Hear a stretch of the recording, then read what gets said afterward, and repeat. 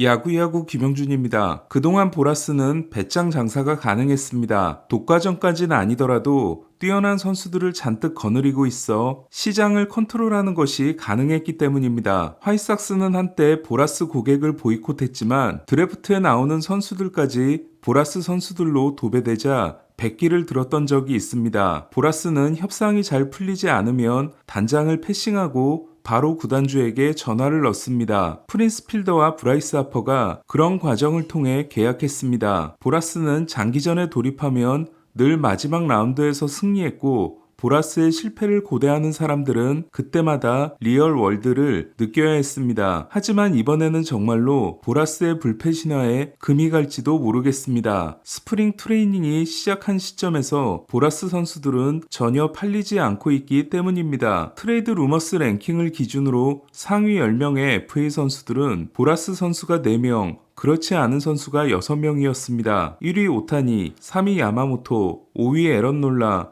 8위 조시에이더, 9위 소니 그레이, 10위 이마나가는 보라스 선수가 아니었고 2위 코디 벨린저, 4위 블레이크 스넬, 6위 조던 몽고메리, 7위 맷 체프먼은 보라스 선수입니다. 상위 20명으로 확대하면 보라스 고객이 아닌 14명은 모두 계약을 마친 반면 6명의 보라스 고객 중에서 계약한 선수는 15위 이정우가 유일합니다. 네, 이정우 계약은 대박이었습니다. 흔히 말하는 보라스 빅4, 벨린저, 스넬, 몽고메리, 체프먼에게 어떤 문제가 있는지는 여러 번 말씀드린 적이 있습니다. 벨린저는 지난해 재기에 성공하기 전까지 4년의 방황이 너무 심했고 정확성이 좋아졌다고 하지만 하드히트 하위 10%라는 점이 발목을 잡고 있습니다. 스넬은 사이영 2시즌을 제외하면 평범한 투수였고 두 번째 사이영을 따낸 지난 시즌에도 볼질은 여전했습니다. 몽고메리는 양키스를 나오고 스텝업에 성공한 건 맞지만 에이스 연봉을 주기에는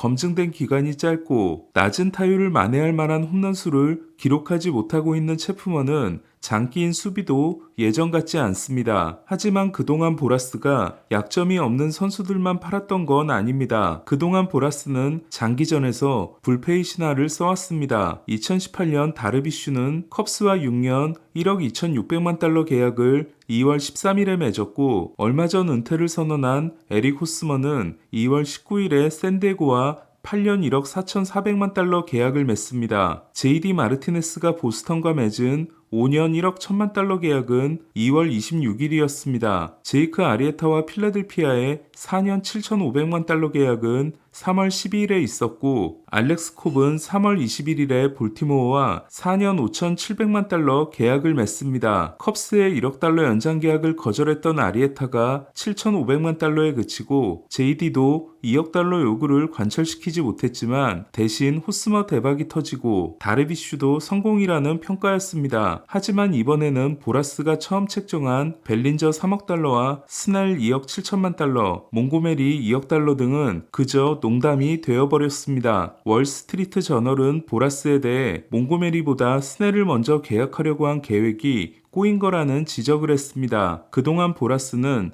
철저한 톱다운 방식을 써왔습니다. 상위 선수가 시장가를 높여놓으면 그 아래 선수는 더 좋은 계약을 따낼 수 있기 때문이었습니다. 예를 들어 스넬이 2억 달러에 성공하면 스넬을 놓친 팀들 사이에 경쟁이 붙어 몽고메리는 1억 달러가 아니라 1억 5천만 달러를 받는 방식이었습니다. 하지만 이번 스토브리그에서 보라스의 대표 선수들인 스넬과 벨린저는 그런 역할을 전혀 해주지 못했습니다. 보라스를 대하는 구단주들의 태도도 달라졌습니다. 하퍼 계약 때 보라스는 맷 클렌텍 단장을 제쳐두고 존 미들턴 구단주와 이야기했습니다. 그리고 저렇게 꼼꼼하게 따지는 구단주는 처음 봤다는 이야기를 했습니다. 마이클 일리치나 테드 러너는 그렇지 않았기 때문입니다. 하지만 얼마 전 컵스의 톰 리케츠 구단주는 보라스와의 독대를 더 이상 하지 않겠다는 선언을 했습니다. 보라스와 관계를 끊겠다는 게 아니라 직접적인 대화를 하지 않음으로써 단장이나 사장을 패싱하는 일을 만들지 않겠다는 말이었습니다. 그동안 보라스는 단장이 까다롭게 굴면 구단주와 직접 대화하는 것으로 문제를 해결해왔습니다. 하지만 보라스의 가장 큰 실수는 시장 상황을 오판한 거라고 생각합니다. 윈터 미팅 때 보라스는 미디어 환경이 스트리밍 서비스로 급격하게 바뀌고 있는 것에 대해 ATM으로 걸어가는 방법이 달라진 것이지 ATM이 사라진 건 아니지 않냐는 답변을 했습니다. 실제로 윈터 미팅이 끝나자마자 다저스가 오타니와 야마모토를 영입하고 글래스나우를 데려와 대박 계약을 안기면서 시장 분위기는 뜨거운 것으로 느껴집니다. 하지만 뜨거운 스토브리그는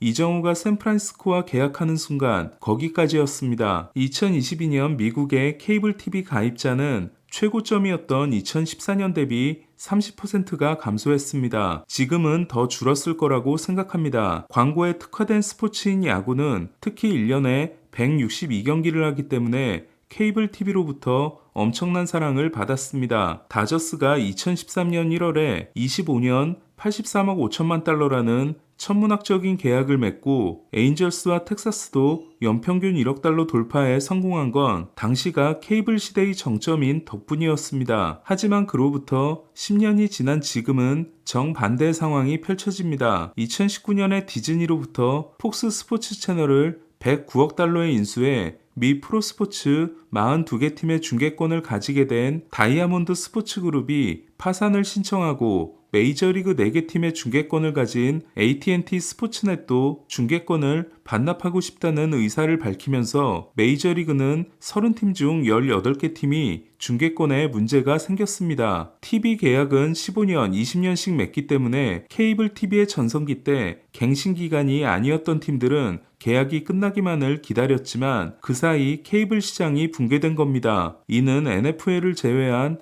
다른 스포츠들도 똑같은 문제로 캐나다 로저스사는 아이스하키 캐나다 독점 중계권을 포기하고 오타니를 영입하려고 하기도 했습니다. 하지만 가장 큰 타격은 지역 케이블 수입에 대한 의존도가 가장 큰 야구가 받을 수밖에 없습니다. 보라스의 말대로 야구를 볼 수 있는 방법이 케이블 TV에서 스트리밍 서비스로 넘어가는 것일 수 있습니다. 하지만 스트리밍으로 바뀌든 발리 스포츠가 아마존 머니로 잠시 연명하든 케이블 시대의 전성기에 받았던 돈을 다시 받을 수 있게 될 가능성은 현재로서는 높지 않아 보입니다. 설령 받을 수 있게 되더라도 새로운 서비스로 재편되기 전까지 향후 몇 년간은 궁핍기가 될 수 있습니다. 즉, 보라스의 말대로 ATM은 사라지지 않지만 구단들은 인출할 수 있는 돈이 줄어들까를 걱정하고 있는 겁니다. 그렇다면 보라스는 이번에 나온 선수들만큼은 초장기전 전법을 쓰지 말았어야 했습니다. 보라스와 보라스의 선수들은 결국 백기를 들고 굴욕적인 계약을 맺게 될까요? 아니면 대반전이 일어나 이번에도 보라스가 승리하게 될까요? 늘 보라스의 편이었던 시간은 이번에는 구단의 편처럼 보입니다. 덩달아 마음이 급해진 존 헤이먼은 샌프란시스코가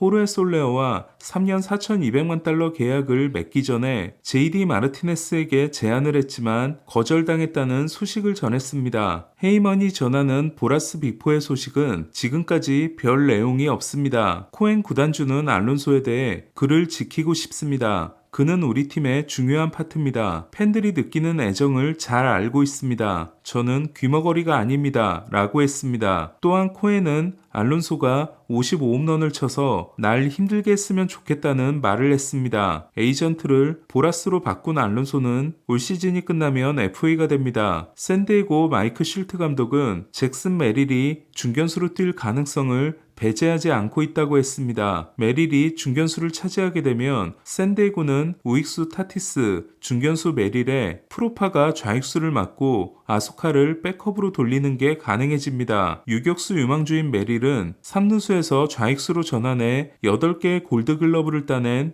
알렉스 고든의 수비를 보며 외야 수비 훈련을 하고 있습니다. 제가 중계했던 시범 경기 개막전에서 메릴의 좌익수 수비는 상당히 인상적이었습니다. 샌디에고는 메릴이 외야 전환에 성공하고 김하성을 붙잡는 게 일환이지만 과연 가능할지는 모르겠습니다. 오늘 소식은 여기까지입니다. 야구야구 김영준이었습니다.